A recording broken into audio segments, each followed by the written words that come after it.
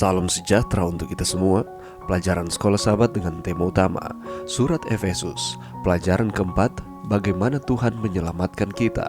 Kamis 20 Juli, kini diselamatkan oleh Tuhan.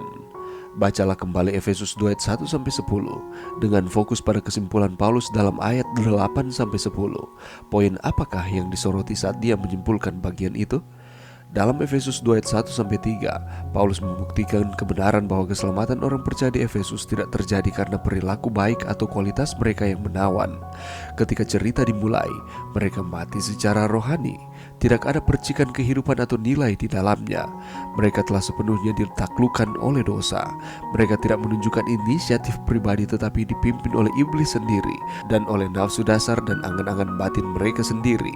Tanpa mereka sadari, mereka berada dalam posisi yang jauh lebih buruk daripada sekedar hidup tanpa kehidupan spiritual.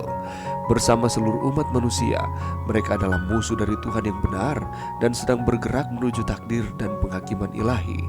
Mereka adalah orang-orang yang harus dimurkai, sama seperti mereka yang lain. Daripada berakar pada kualitas mereka sendiri, keselamatan mereka berakar pada kasih Allah yang tak dapat dijelaskan.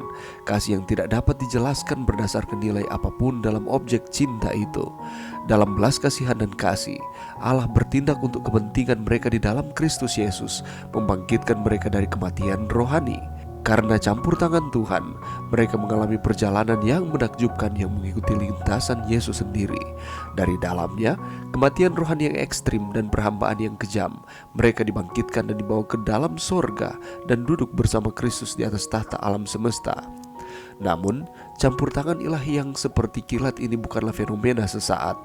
Ia memiliki daya tahan yang nyata, daya tahan yang kekal, karena Allah bermaksud untuk menunjukkan kasih karunia-Nya kepada mereka di dalam Kristus Yesus sepanjang kekekalan.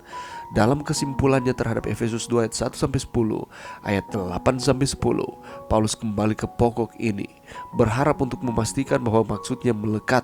Keselamatan orang percaya adalah pekerjaan ilahi, bukan pekerjaan manusia. Itu tidak berasal dari kita tetapi pemberian Tuhan. Tidak ada manusia yang bisa menyombongkan diri karena telah memicunya.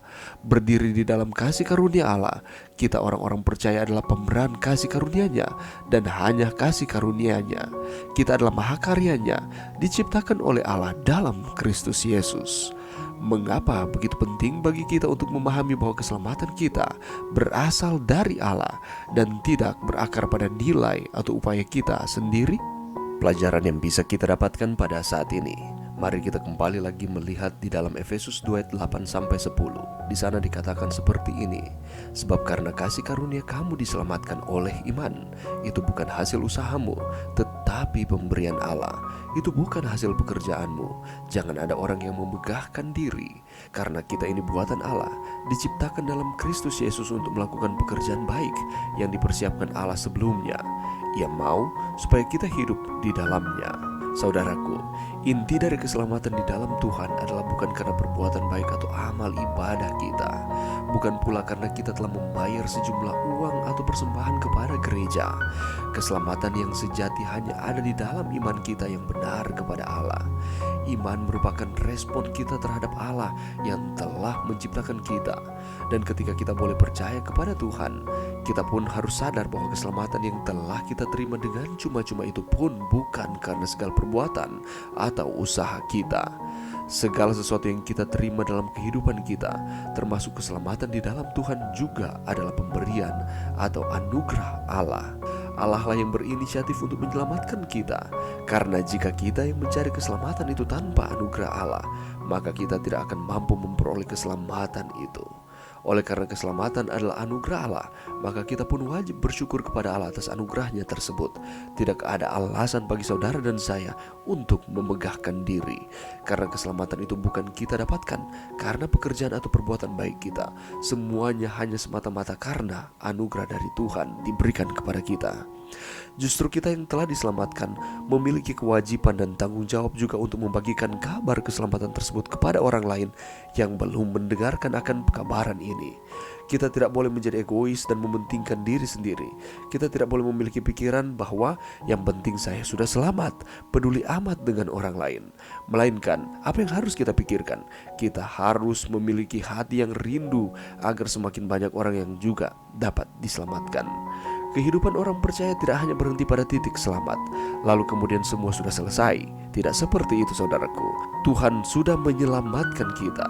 Tentunya ada maksud Tuhan bagi kita, yaitu melakukan pekerjaan baik yang dipersiapkan Allah sebelumnya. Di dalam ayatnya yang ke-10, Tuhan sudah mempersiapkan diri kita bahkan mungkin sebelum kita mengenal Allah. Tuhan ingin agar kita hidup di dalam Tuhan, hidup bagi Tuhan, dan hidup memuliakan Tuhan. Rasul Paulus menyatakan bahwa daripada berakar pada kualitas mereka sendiri, keselamatan mereka berakar pada kasih Allah yang tak dapat dijelaskan. Mereka di sini adalah umat-umat Allah yang ada di Efesus. Demikian pula dengan kita. Keselamatan itu hanya berakar kepada kasih Allah, kasih yang tidak dapat dijelaskan berdasarkan nilai apapun dalam objek cinta itu, dalam belas kasihan dan kasih Allah. Allah bertindak untuk kepentingan manusia di dalam Yesus Kristus, membangkitkan kita dari kematian rohani kepada kehidupan. Berdiri di dalam kasih karunia Allah, kita orang-orang percaya adalah pemeran kasih karunia-Nya, dan hanya kasih karunia-Nya, kita adalah mahakaryanya diciptakan oleh Allah dalam Kristus Yesus.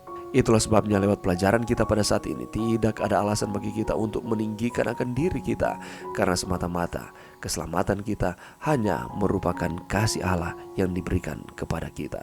Mari kita mengucap syukur dan terus berterima kasih oleh karena keselamatan yang Tuhan berikan, dengan kita mengasihi Tuhan di dalam setiap kehidupan kita. Mari berdoa. Terima kasih Tuhan atas firman-Mu pada saat ini. Terima kasih Tuhan karena Tuhan memberikan keselamatan kepada kami, dan ini merupakan kasih karunia yang kami terima dengan iman.